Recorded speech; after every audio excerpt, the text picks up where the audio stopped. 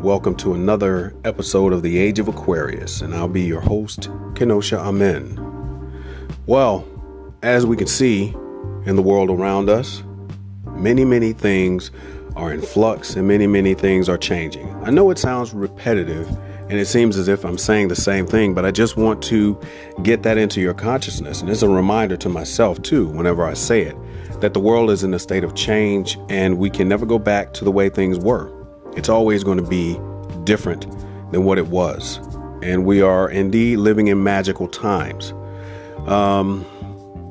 The volcano Popocatépetl is, I believe I pronounced that correctly. That volcano has erupted about 200 times within this past week, just this week alone. And the last time it had a major eruption, I believe, was 1990, some time period, or maybe it was 2000. I believe it was 1991 was the last time Popocatépetl went off. And that's a major volcano. And I believe it is one of the volcanoes that the sleeping prophet Edgar Cayce mentioned, that as one of the volcanoes, that when it starts going off, that's when the shift is happening. So the Popocatépetl volcano, or Popocatépetl volcano, is just one major sign that you can know we are in the age of Aquarius. Now, one thing I don't really talk about too much, I touched on in one of my podcasts, is how we are bound into this reality. And I'm going to harp on it again, but I'm just going to go a little bit deeper. Some of the insights that I've gotten just in thinking about it. So the major construct, the major mechanism that is used to keep us in bondage in this reality is time. Time as an idea, time as a word, and the clock. They do not exist. They are fabrications. They are not real. Time does not exist.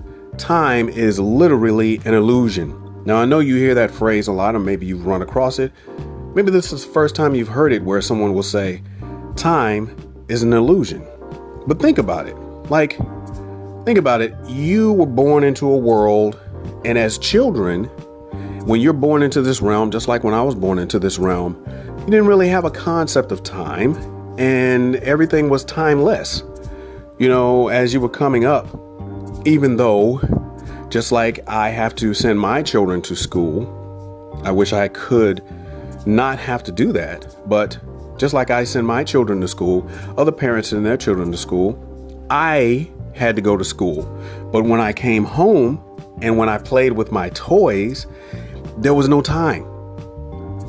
I'd lose track of time. I'd be lost and immersed in the reality that I was creating with my imagination. And there was no time. Literally.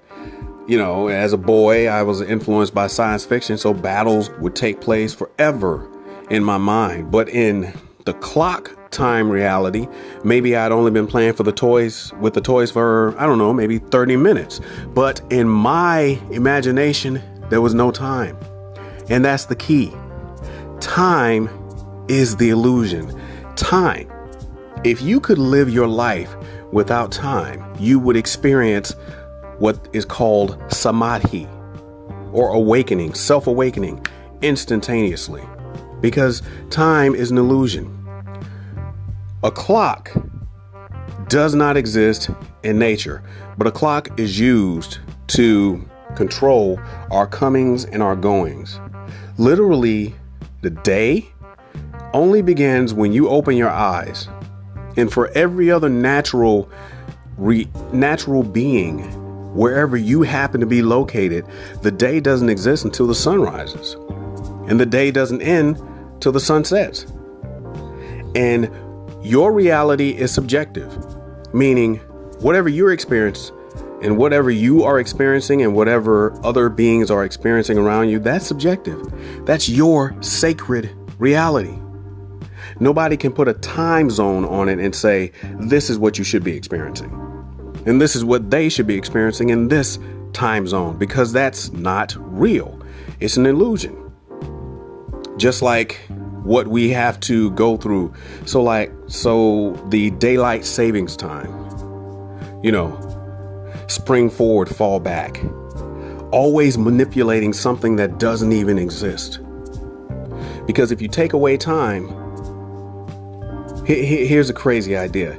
If you take away time, everything that we were told were myths and just unreal mythologies, fairies, dragons, other dimensional beings, being able to experience reality in a magical way, that would become a reality when you take away time, because the clock time and even calendars, to a degree, control what we really are. I know you've heard me say time and time again that we are divine beings, but we are also chaos. We were never meant to live in a structured reality such as this.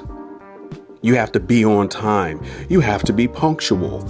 All lies. It's not real. Time is not real. Time is not money. What is money? On a practical level, the way we've been taught, yes, you need money. You need to work in order to make money, but these are all just illusions. Going back to what I was saying before, I kind of segued into something else. You were born into this realm, and we were given a clock at an early age. So before I started talking about playing with toys and being immersed in your imagination, in your own sacred reality, we were given a clock, and we were told to tell time. We were told to tell time. We were told to look up at that clock, see those 12 numbers, see the minute hand, see the second hand, see the hour hand, and we were told that that controls our reality. In my view, the clock is the Gnostic false god, Yaldabaoth. If you research Gnosticism, there is a false god that the Gnostics list called Yaldabaoth, and that false god is the clock. It's always been the clock. Kronos, Saturn, it's the clock. Controlling us, Zeus, controlling us, keeping us bound in this physical reality when we are chaotic beings. We should not be bound to just this one reality. Even the motion of the clock, even if the majority of us experience digital time, there are still physical clocks with faces in the hour hand and the minute hand and the second hand still in this reality. And they rotate clockwise. The hands of the clock rotate clockwise. Well, there was a Russian scientist, I believe his name was Alexander Kozyrev. If I remember correctly, Alexander Kozyrev did research on time and pendulums in the clock. And what he found was when a subject, a person who was given a certain task, if they were given mathematics and told to think in computational terms in mathematics, well, then time sped up. Or actually, time slowed down. So time slowed down. But when they were given imaginative things to do, time sped up. Time became very condensed. Everything went quickly and flowed smoothly when they were given imaginative things to do. He also, I believe, if it was not him, there was another Russian scientist who also discovered that certain molecules, like the sugar molecule, I'm trying to remember what book I read this in. The sugar molecule spins the same direction as the clock, clockwise. Whereas anything that is strengthening or healing, those molecules will spin counterclockwise. So we live in a world of entropy where we were given a clock, and the subconscious mind, the spirit works on symbols. We're looking at the symbol of the clock going clockwise, losing energy. We're losing energy. And not only that, we were given time in the form of days of a week. Even the word week, your subconscious mind can't tell the difference between W-E-E-K in the English language and W-E-A-K, which means you are weak. You are a weak individual. You are losing energy. You don't have the energy. So every day is a weak day. So you are a weakened person every day. And then you get to the weekend where you end weak. The spells that have been cast on us by way of the English language, that could be another podcast in and of itself. But I just wanted to tie that in with time. The clock is the false god. The clock is Kronos, Saturn, Zeus, Yaldabaoth of the Gnostic teachings. And the clock keeps us bound. We are chaos and imaginative beings. That's why paranormal activities take place around children more than anyone, because they don't live according to time. Not yet. They haven't been conditioned to live by this clock. They don't know what the term old means as opposed to young. There's no such thing as time to them. They are. So this is why, at least in the Bible, why it says, in order to get into the kingdom, you must be like a child. We must be childlike. This is why Buddha and all of the avatars are childlike. Even the cartoon, Avatar, The Last Airbender, it's a classic anime. Aang, was childlike, always childlike. Even the later versions, when he came out as an older version of himself, deep down, there was still a childlike version to him. But initially, when he activated the avatar essence of who he was childlike.